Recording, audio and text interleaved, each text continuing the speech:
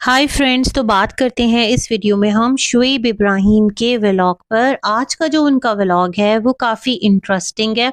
उसके कुछ रीज़न है। एक तो जो सबसे क्यूट मोमेंट मुझे इस व्लॉग का लगा है वो रोहान ने जो एक छोटी सी ना हमद उसकी कुछ स्टार्ट की जो लाइंस हैं, आप यूँ कह लें, वो उसने पढ़ी अपनी मासूम सी आवाज़ में। और जिस तरह से वो थोड़ा-सा ना इनकम्प्लीट सा उसने पढ़ा। ज़ाहिर-सी बात है, थोड़े वर्ड्स डिफ़िकल्ट होते हैं और इस ऐज के बच्चों की ज़बान पे चढ़ना वो ज़रा मुश्किल ही होता है, लेकिन फिर भी एक उसने ट्राई किया तो वो मुझे बड़ा क्यूट एक मोमेंट लगा। अच्छा, इसके अलावा क्या था, इस व्लॉग में जो दीपिका हैं वो भी काफ़ी सारी शॉपिंग करके लाई हैं, है ना? मतलब मार्केट वो जा रही हैं, इस काबिल हैं, इस स्टेट में हैं, मतलब अपनी इस बीमारी के बाद जो कि लास्ट डेज़ उनके साथ चली है, कि वो मार्केट जाकर और शॉपिंग वगैरह करने के काबिल हैं।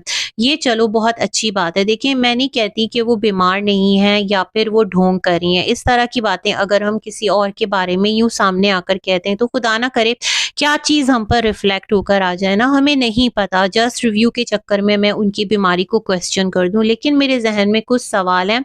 सवाल ये है कि आप अभी अपना जो आरएफए करवा के आए हैं ना, उसके बाद से एज़ सच आपका डॉक्टर्स की तरफ कोई विज़िट नहीं किया।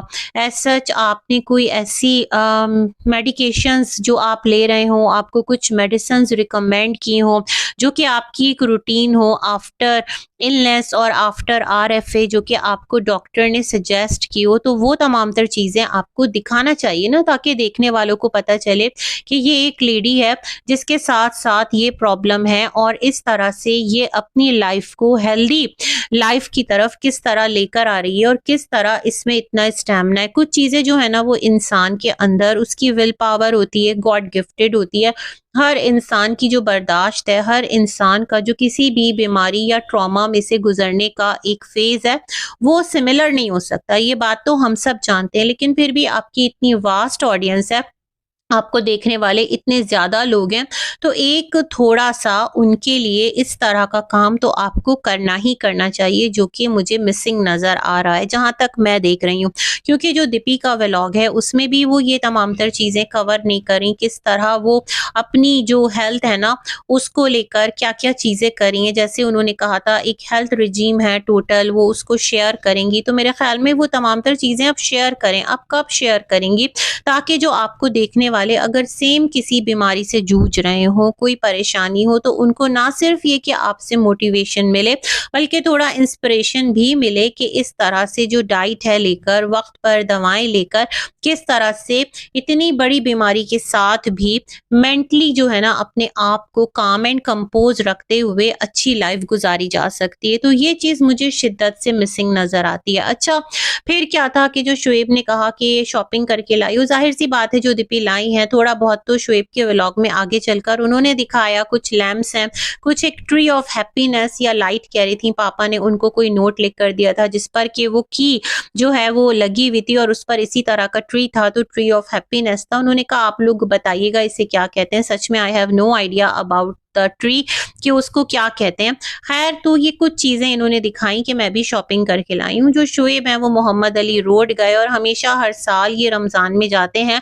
शुक्र अल्लाह का निकले तो घर से, मतलब वही एक 2 कमरे के अंदर जो भी इनका 5 बीएचके है उसका हम लोग पूरा एज़ सच तो नहीं देख पाते ना, जो भी ये अपना एक लिविंग एरिया दिखा रहे होते हैं, किचन दिखा रहे होते हैं, वहीं तक लिमिटेड हमें इनका व्लॉग नज़र आ रहा होता है और ज़्यादातर ये रेसिपीज़ ही बना रहे होते हैं और फिर अफ्तार इनका जो है रोज़ा इफ्तार, सहरी, थोड़ा बहुत छोटे-छोटे से क्लिप्स लेकर ये दिखा देते हैं। अच्छा, इनका कोई प्रोजेक्ट भी साथ में ही चल रहा है, दैट्स गुड। अगर आपको काम मिल रहा है इंडस्ट्री में, आपका कमबैक हो रहा है, बेसिकली आप एक आर्टिस्ट हैं, एक्टर हैं, तो आप इसी फील्ड की तरफ जाना पसंद करेंगे। और मैं आपको एक बात बताना चाहती हूँ, देखिए हर एक के लिए जो सक्सेस का टाइम होता है ना, जो एक पीक पर जाने का टाइम होता है, वो डिफरेंट है, डिसाइडेड है। हमें नहीं पता, किसी को बहुत अर्ली एज में तमाम तर खुशियाँ, तमाम तर कामयाबियाँ, तमाम तर अचीवमेंट्स जो हैं वो मिल जाती हैं और किसी के लिए ये थोड़ा-सा डिले हो जाता है, लेकिन उसके लिए वही उसका राइट टाइम हो जाता है और वही उसका राइट टाइम होता है। तो होप सो कि जो भी प्रोजेक्ट्स हैं, भाई किसी का कोई बुरा नहीं चाहता, एटलीस्ट मैं तो नहीं चाहती।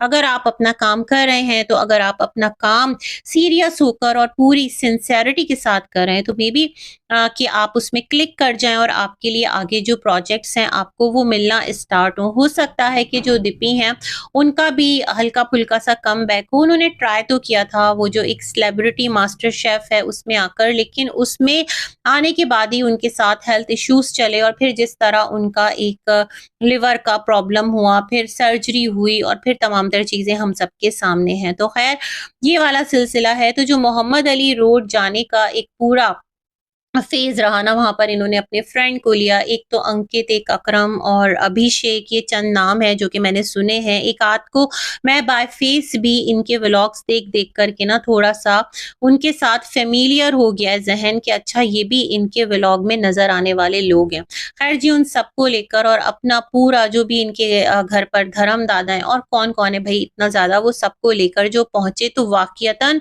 मोस्ट बिज़ीएस्ट एक वहाँ का एरिया मुझे लगा। खाने-पीने का फूड स्ट्रीट टाइप है और वहाँ लोग बहुत खुशदिली से इनसे मिले। इन्होंने भी सेल्फी वगैरह ली।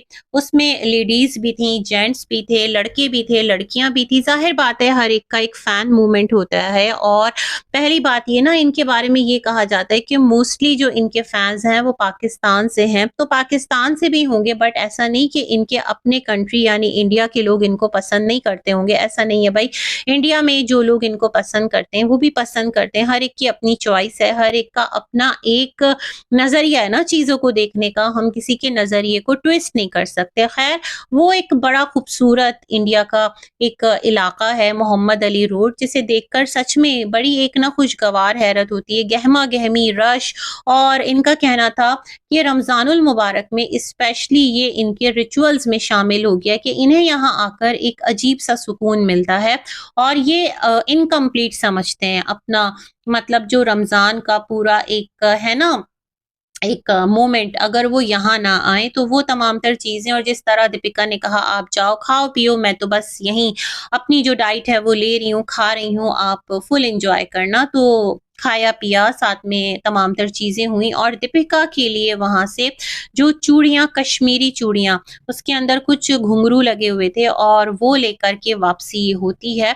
तो वो मोमेंट भी बड़ा मुझे ना एक अच्छा लगा, जहाँ पर दीपिका को वो चूड़ियाँ दी गईं और दीपिका से कि आप ऐसा कीजिए कि आप चूड़ियाँ तो हमेशा लाकर देते हो, बैंगल्स लाकर देते हो, बट एक रैक भी बनवा दो मुझे।